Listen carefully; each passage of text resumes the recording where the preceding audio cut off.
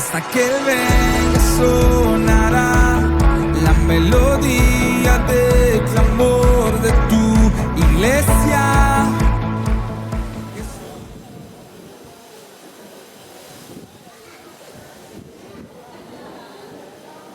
Bien, ahí ya tenemos las preguntas en pantalla. La primera es la de prueba, pero es una buena pregunta. ¿Cómo están? A ver, ya. Bien. Re bien. Bueno, para presentar a las chicas y también tener una idea del trabajo que están teniendo, Miriam, ¿querés presentarte? Contarles. Bueno, creo que saludé a todas. ¿Cómo están? Muchos me conocen. Pertenezco al grupo Fuertes y Valientes. Soy operadora comunitaria en lo que es salud mental y adicciones. Trabajo especialmente con las familias del consumidor y últimamente estoy trabajando como counseling. Y el fuerte, vuelvo a repetir, es todo lo que sea el trabajo con la persona en consumo y sus familiares.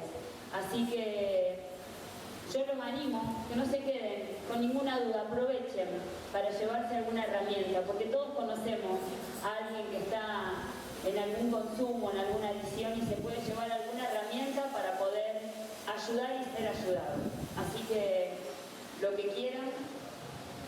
Bueno, yo soy Janina Cosime, soy licenciada en orientación familiar y bueno, tengo un par de diplomaturas específicas en lo que es educación sexual, prevención y tratamiento de la violencia, abuso sexual infantil, que me gusta mucho lo que es la educación cristiana, trabajo en la educación cristiana en la iglesia y bueno, yo hago consejería también en cuanto a cuestiones familiares o personales. Dios tiene muchas sorpresas. Recién Cristina, no sé qué, se le dije que no me hiciera llorar.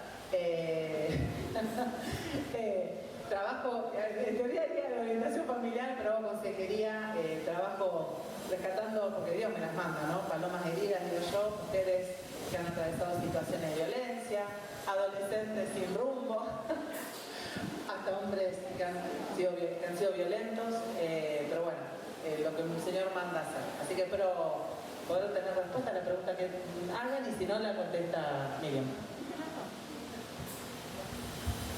Buenas tardes, ya me conocen, mi nombre es Leo, no soy así de genia como ellas,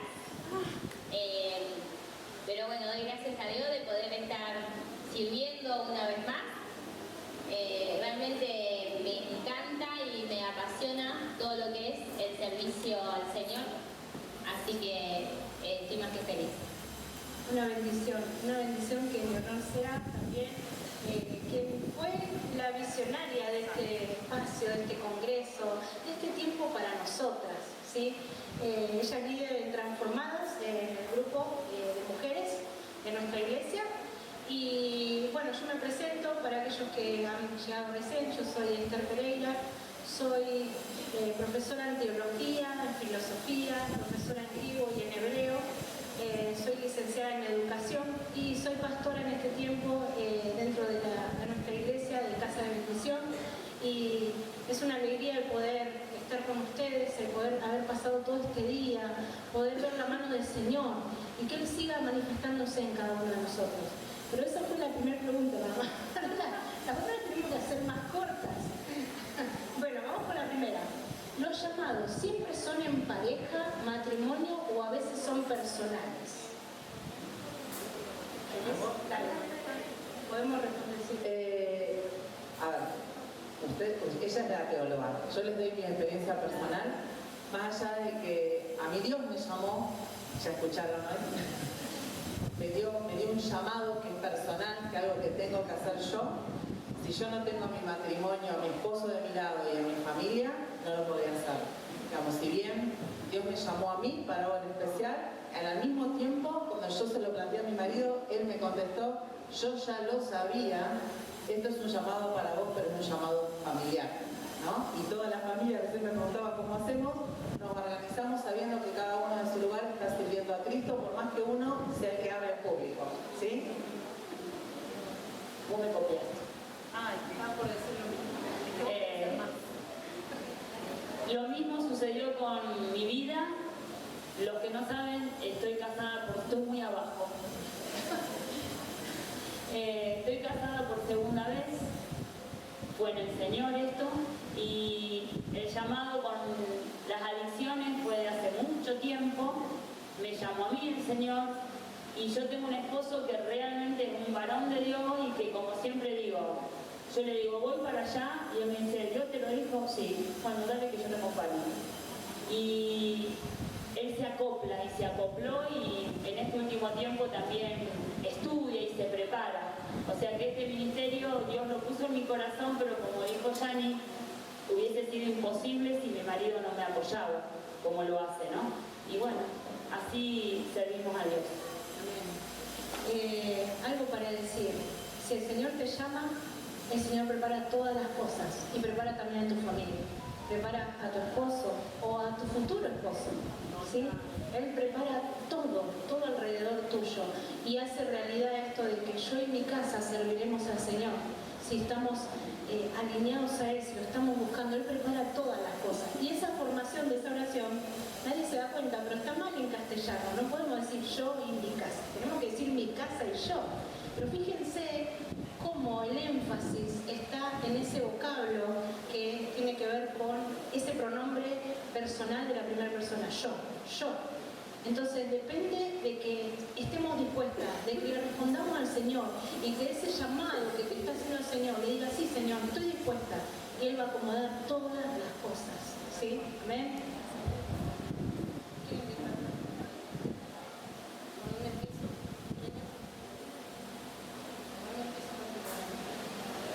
Ha llegado otra pregunta que dice, ¿por dónde empiezo aparte de orando?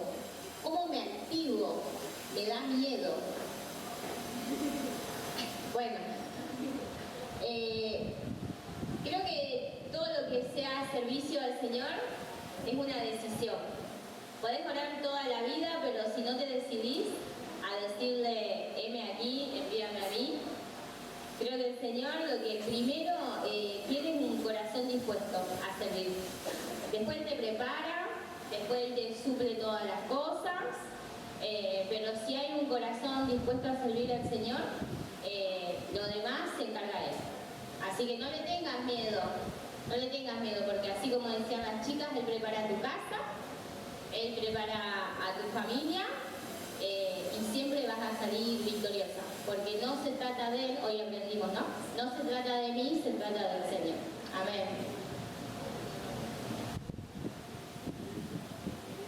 No entiendo por qué Dios no tiene principio ni fin, necesito entenderlo o me relajo y creo. La teóloga se la contesta. Bien. Es una pregunta bastante profunda. ¿Por qué el Señor no tiene principio ni fin? En realidad te puedo responder primero filosóficamente. No tiene principio porque si hubiese tenido que arrancar en algún momento, antes no era nada, ¿no? No existía y tuvo que existir. Y si tiene fin, quiere decir que en algún momento Él va a perecer. ¿Cómo se sustentarían todas las promesas si Él en algún momento no fuera o no fue en un pasado? Es muy filosófico, vayamos a otra respuesta. El Señor existe de una manera en la que mi mente no puede llegar a entender. Y sí, dice, me relajo y creo, es que justamente nuestra mente no puede entrar algo que es infinito. Nuestra mente es finita. Nosotros necesitamos conocer las cosas en las categorías de espacio y tiempo. Si yo las saco de esas categorías, no puedo llegar a conocerlo con mi mente. Por eso entender no es una cuestión en este caso, porque no puedo entender a Dios. Si lo llevo a encasillar en mi mente, entonces Él no sería todopoderoso, no sería infinito, no sería aquel que cumple esas promesas más allá de mi existencia. Él es todo, Él es enorme, Él es infinito y también es nuestro Padre. Y todas estas cosas las conocemos porque Él las reveló a nuestro corazón, a nuestro espíritu, en el momento en que creíste. Entonces cree, sí, relájate, pero seguí buscando al Señor y que el Espíritu Santo te muestre también todas estas cosas, que te haga ver con esos ojos espirituales, que esos ojos espirituales sí pueden conocer a este Dios todopoderoso. Bueno, la otra creo que es para vos también, Esther. El llamado de maestra de la palabra es de la mano al pastoreo. Estudiar teología o solo puedo ser maestra de la palabra.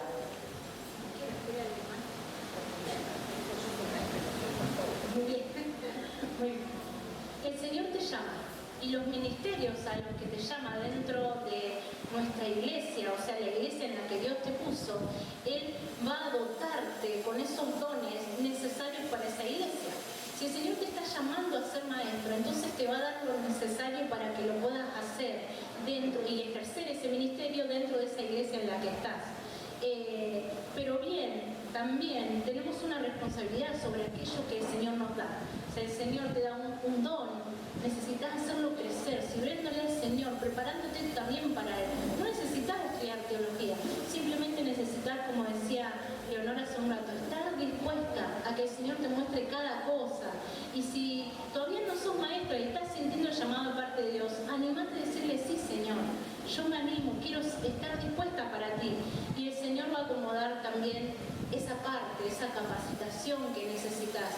Y también es formarte poco a poco. No es necesario estudiar teología como tal.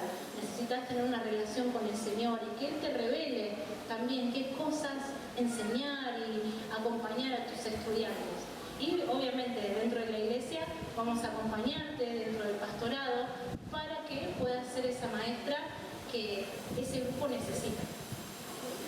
Bueno, Leo, si ninguna condenación hay para los que están en Cristo, ¿qué pasa con las profecías de Apocalipsis? Esther. Y son todas preguntas teológicas. Mil ideas. A ver si entiendo. Si ninguna condenación hay para los que están en Cristo, ¿qué pasa con las profecías de Apocalipsis? En realidad no está siendo muy específica la pregunta. Nosotros sabemos que fuimos salvos, o sea, tenés que tener seguridad acerca de tu salvación. Si creíste en Jesucristo, Él te salvó y ya no hay mucho más para hacer. ¿Qué es lo que hay que hacer? Hay que servirle. Tenemos una misión dentro de la tierra. Pero estamos hablando del Apocalipsis, me están preguntando acerca de las profecías del Apocalipsis. Y yo lo que leo en el Apocalipsis es lo maravilloso que va a ser estar con el Señor. ¿Sí? Y hoy hablamos algo acerca del cielo y entendimos que el cielo es estar con Él y estar junto con la iglesia, que es su cuerpo.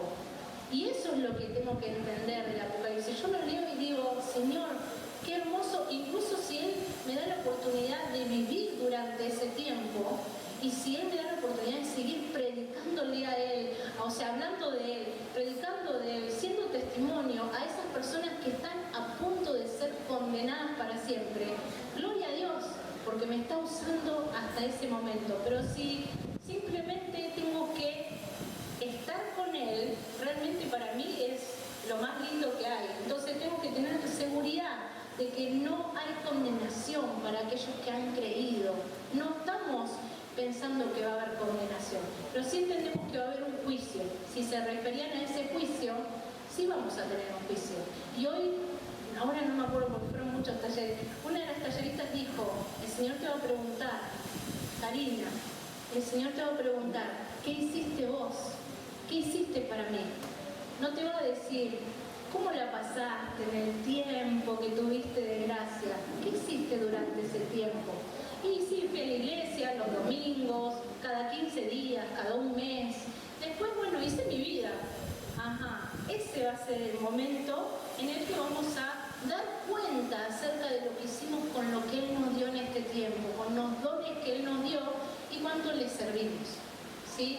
Y sí depende de cada una de nosotras decir, bueno, ¿qué hiciste? Yo hice esto para ti, Señor. Y que Él nos dé la oportunidad de rendirle ese servicio en cada momento de nuestra vida, ahora en la tierra y todo el tiempo que Él nos dé. Si Él nos da más tiempo, gloria a Dios, lo vamos a seguir haciendo porque para eso nos puso en la tierra.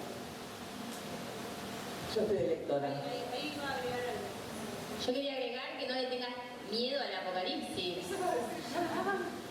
Lee del 1 al 4, que es para toda la iglesia, y realmente es, como dice el velo quitado, es una historia de amor, que se trata de Jesús.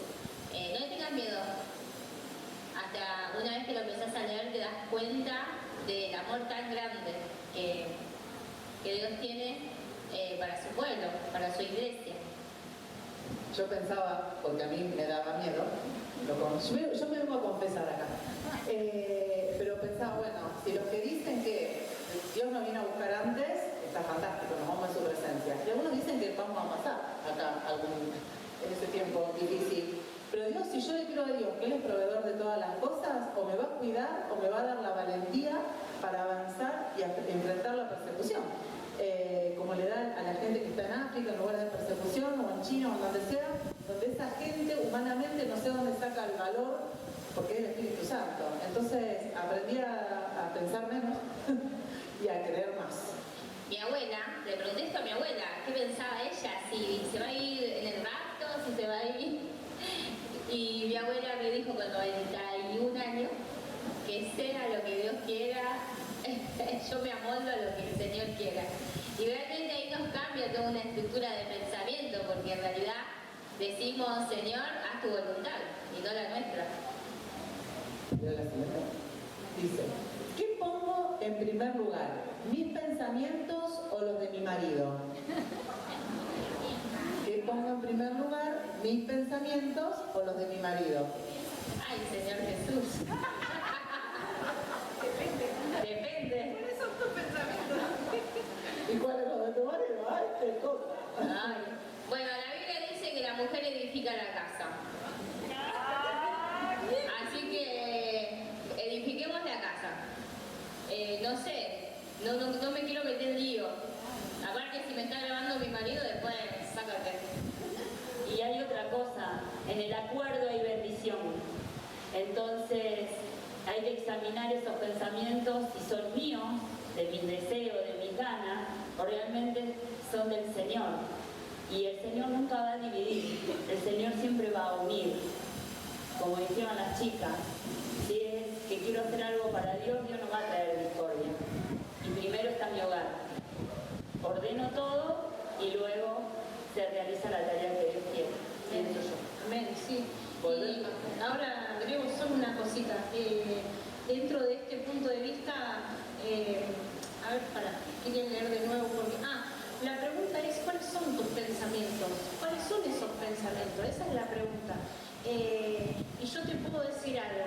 Si vos agarrás esos pensamientos y los revisás, la pregunta es, ¿estos pensamientos te acercan al Señor? O sea, pensamientos, yo lo que entiendo de la pregunta es que tal vez tenés unos planes y tu marido tiene otros. Lo entiendo por ese lado, lo que están preguntando. Pero la pregunta que yo te haría es, ¿esto te está acercando al Señor o te está alejando del Señor? Este objetivo que vos tenés, estos planes que vos tenés, que son diferentes a los de tu esposo, ¿te están acercando al Señor o no?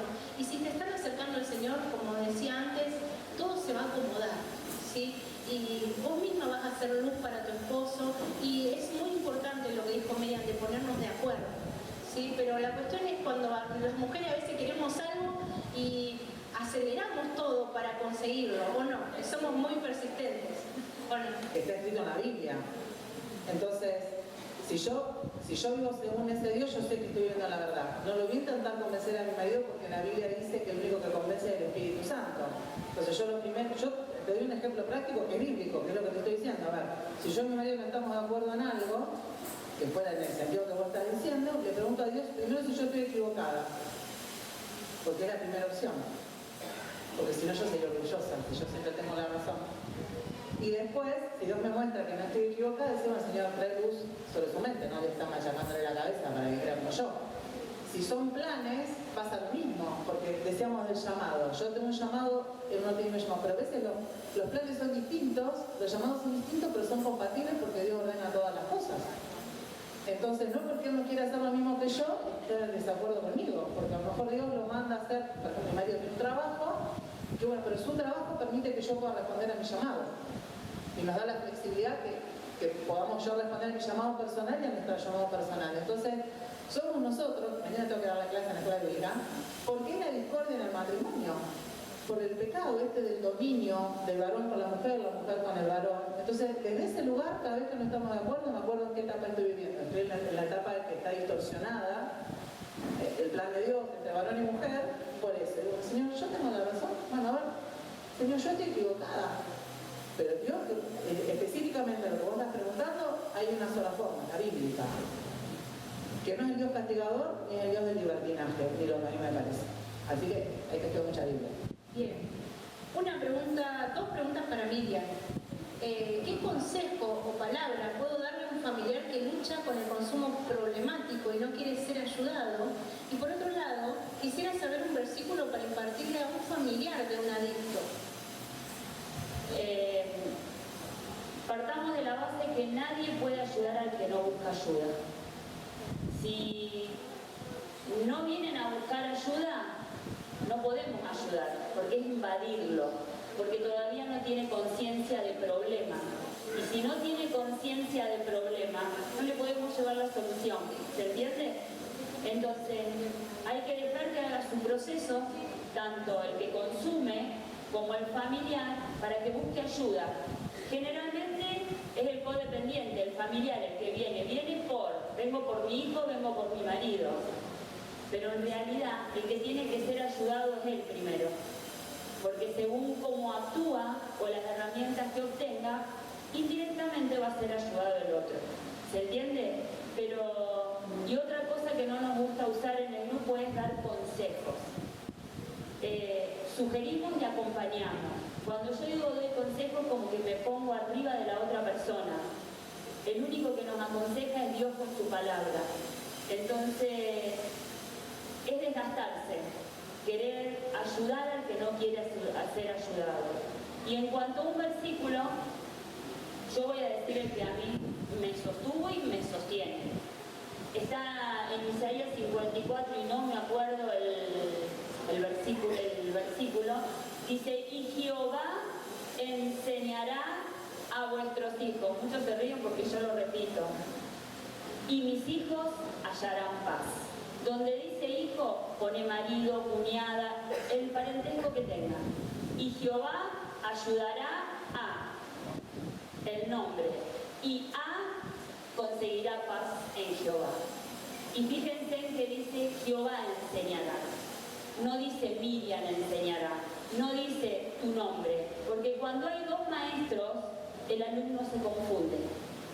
Entonces, entregárselo a Dios, que Dios le enseñe y vos acompañes. ¿Se entendió? Espero que haya sido. Isaías 54:13. Bueno, 54:13. Isaías 54:13.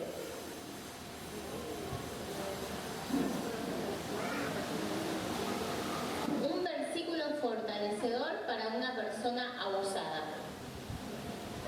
Depende, digamos, son tantos, porque por lo general la persona que ha sido abusada le parece obviamente que es injusto lo que vivió y busca justicia, ¿no?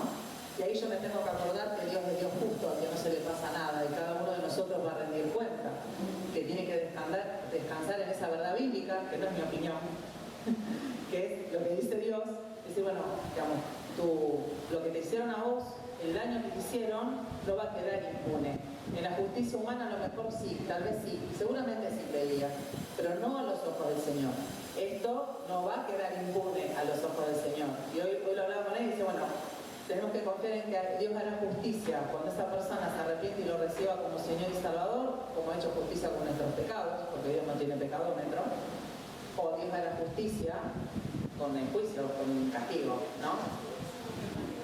Después, hay otro versículo donde dice que Dios nos hace nuevas criaturas, ¿no? A veces las personas que hemos sido abusadas de cualquier manera, sexualmente o físicamente, psicológicamente, nos sentimos miserables, no aptos, no válidos, todo lo que decía Cristina hoy. Y bueno, nosotros tenemos que confiar en que cuando nosotros nos convertimos, todo eso que está mal en nosotros, porque alguien nos lastimó, Dios lo hace todo nuevo y nos hace una nueva criatura. Y otro pasaje que está en Jeremías, que no lo recuerdo, que lo uso siempre, es un pasaje donde Dios promete sanidad, salud y paz. Y verdad, abundancia de sanidad, de salud y de paz. Las víctimas de abuso sexual infantil, sobre todo, son tres cosas que anhelan: ser sanadas sus cuerpos, sus almas, sus corazones, ¿sí? Paz, porque por lo general no pueden dormir, tienen pesadillas, y Jeremías 33, 6 al 8, me apunta la pastora, no me lo acuerdo de memoria, lo uso siempre. y verdad, ¿no? Y son dos verdades, muchas verdades, que Dios te hace nuevo, que Dios es justo, pero sobre todas las cosas que Dios las ama, que los ama con locura. Eso, y que Dios sana, ¿no? En Salmos también está, Dios nos sana. Entonces, la persona que ha sido abusada sexualmente, físicamente, psicológicamente, necesita conocer esa verdad que necesitamos conocernos todos, ¿no? Que Dios nos ama. Entonces, yo digo, como nosotros podemos llevar a una persona que sufre esa verdad, Dios te ama, no importa cómo te trataron, Dios te ama, sos valiosa, Cristo murió en la cruz por vos, sos súper valiosa y Dios promete sanidad para tu vida. Yo creo que son versículos, por lo menos son 4 los versículos fundamentales, que son los que yo me uso en las charlas, para fortalecer a una persona que ha sido víctima de abuso. Bueno, tenemos un par de minutos nada más que nos quedan. Dice en una de las preguntas, su palabra dice que no descuidemos esta salvación tan grande. ¿La salvación se puede perder si la descuido?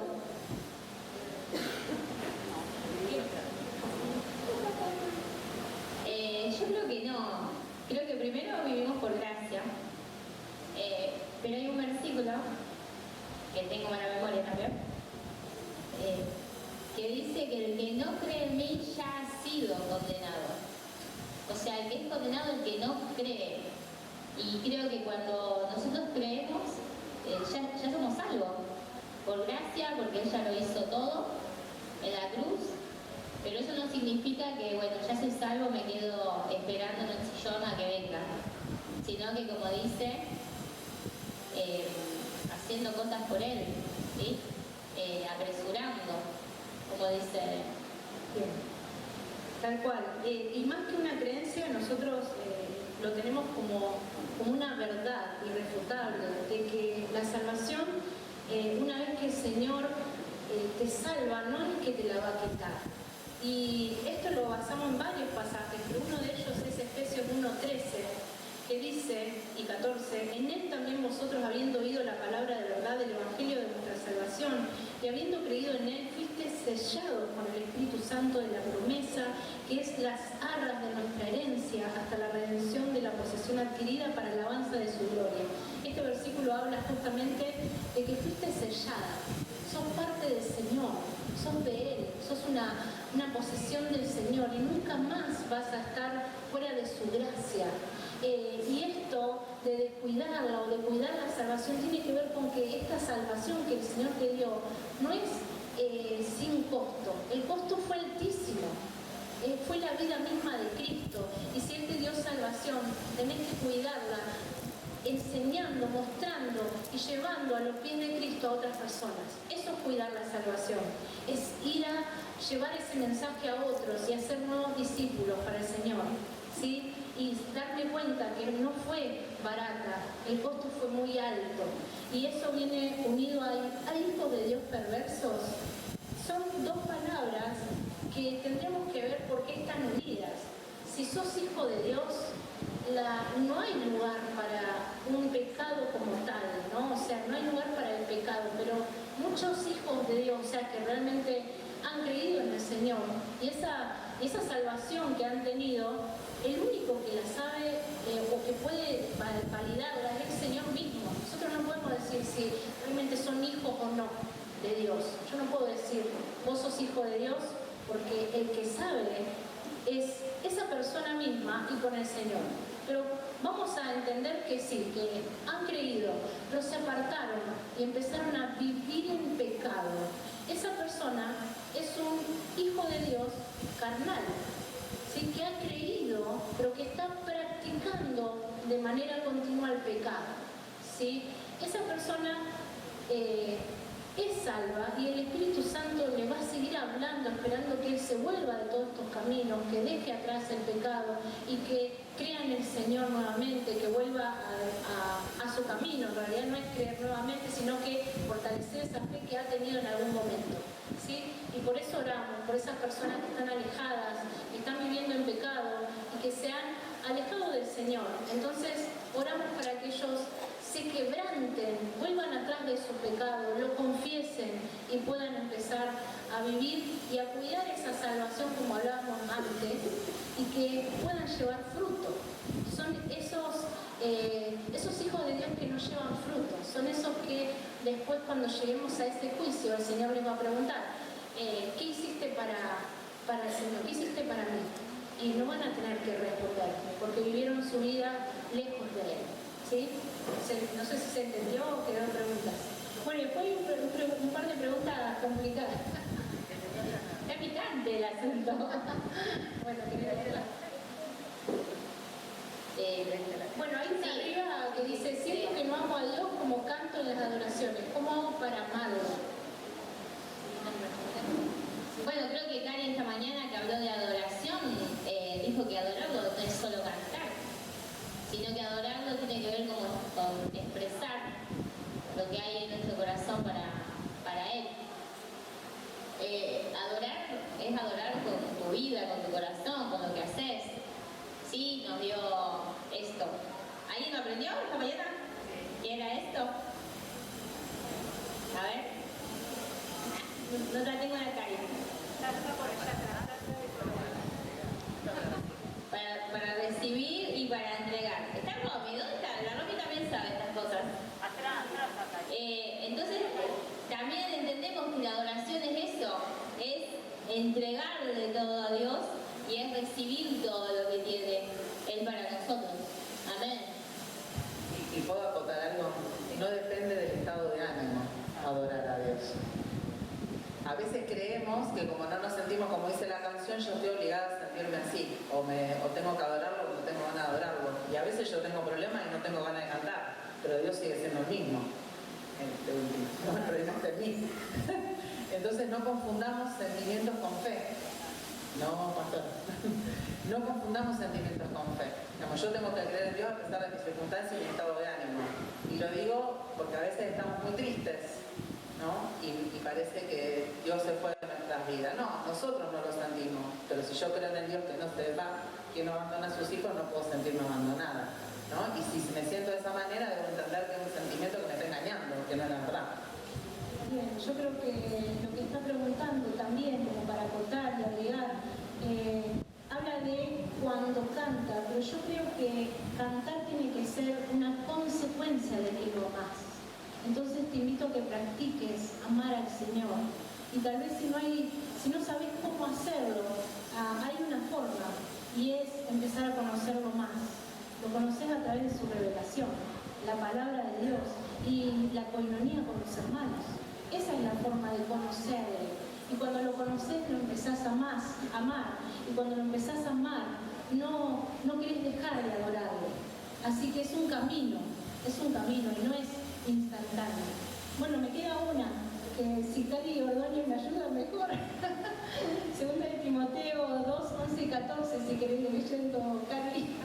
Ayúdame.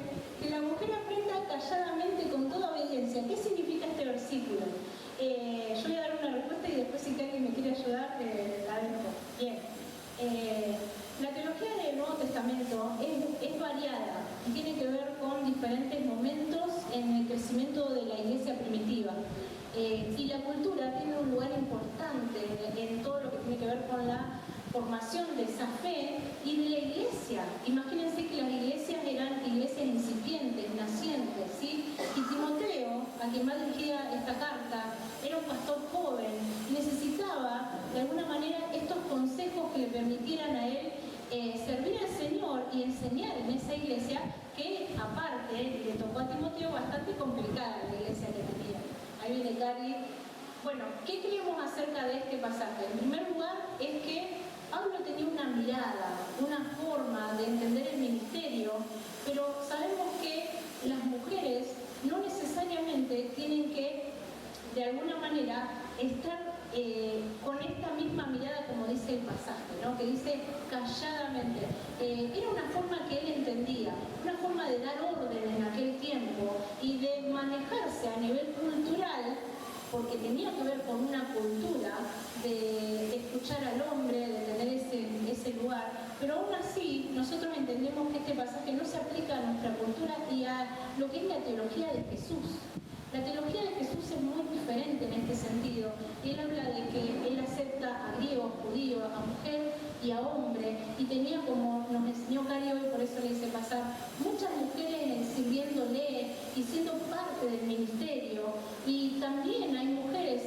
Testamento que han enseñado la palabra, como Priscila, y hay incluso un apóstol, Junias, que ella es un nombre femenino en griego. Muchos lo han traducido como si fuera masculino, pero no, es porque no podían aceptar que la teología de aquel tiempo incluyera a mujeres. Entonces nosotros nos apoyamos en estos pasajes para explicar este otro. Bien, y agrego a todo esto que muy bien dijo Esther, recordemos también en qué contexto se está hablando. Quizás la mujer de esa época en la iglesia tenía una libertad que en otro lado no tenía. Los comentaristas suelen decir que quizás las mujeres hacían un poquito más del alboroto normal en una reunión. ¿Por qué? Porque tenían miles de preguntas, como acá. No tenían este sistema, pero tenían miles de preguntas. Lo bueno es que Pablo en varios versículos, que no lo tengo acá a mano, pero varios dice, esto lo pienso yo. Cuando leemos la palabra hay que leer todo, no podemos sacar un texto y, como dice el dicho, fuera de contexto, porque es un pretexto. Con ese pasaje se hizo callar durante años, por no decir siglos, a las mujeres, ¿sí? Y aquellas que querían realmente servir al Señor tenían que a veces tomar la decisión de quedarse solteras, servir al Señor y también para liberarse a veces del yugo de un esposo para la época. Hoy nosotras, las que somos casadas, entendemos lo que quiere decir, pero cuando la palabra dice que la mujer aprende en silencio, habría que pensar no tanto en el silencio, sino en el aprenda. Porque siempre leemos lo negativo en un pasaje, no lo positivo. Y dice, si en palabras de Pablo lo está diciendo, chicas, aprendan. Aprendan. Entonces con eso nos tenemos que quedar, no con lo otro que tiene que estar en silencio. En la antigüedad el maestro estaba sentado y el discípulo se sentaba a los pies del maestro y lo escuchaba hablar, porque era otro tipo de dinámica educativa. Gracias, Cari. Bueno, me queda una. Ahí Cristiano está. la que le puedo hacer. Hay que ver qué tiene por narcisista. Sí, puede. ¿Hay cristianos narcisistas? ¿Cómo se lidia con ellos? Esa es para... ya que está. Bueno, no, en realidad tiene que ver con, el narcisismo tiene que ver con amarse a sí mismo de manera desmedida, de una manera excesiva que ya está haciendo daño. Está preguntando qué se hace con ellos. Como cualquier otra persona, se tiene que amar primero a esas personas, amarlos más allá de esa situación y enseñarles en amor también. Y ese enseñarles en amor incluye enseñarles el ejemplo. Más allá de que esté preguntando específicamente por personas que están en ese estado, yo lo llevaría a cualquier situación, a cualquier persona que necesita crecer en su carácter, en una parte de su carácter, y que el Señor esté obrando y que esa parte que tengo que quebrar finalmente sea quebrada y el Señor se muestre en su vida. Así que desde cualquier punto de vista, si tiene que trabajar en el carácter de nuestra propia vida o de alguien que está alrededor nuestro grupo, es enseñarle con amor, con ejemplo, y es guiarlo a que el Señor sea el Señor de toda su vida y de su carácter, ¿sí? Así que eso es lo que yo le respondería. Bueno, se nos terminaron las preguntas, no hagan más por si acaso porque ya se nos terminó el tiempo.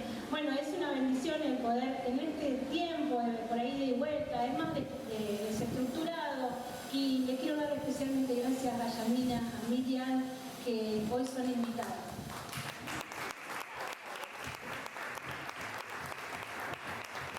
Sí.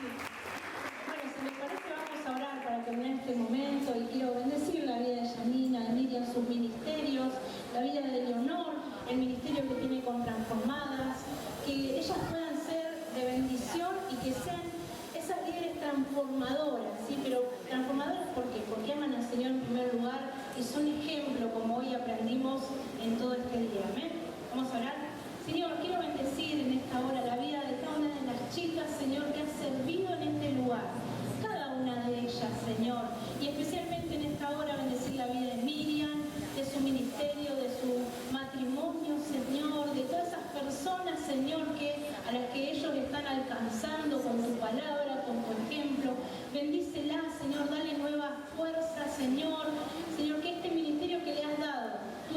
Señor, el crecimiento.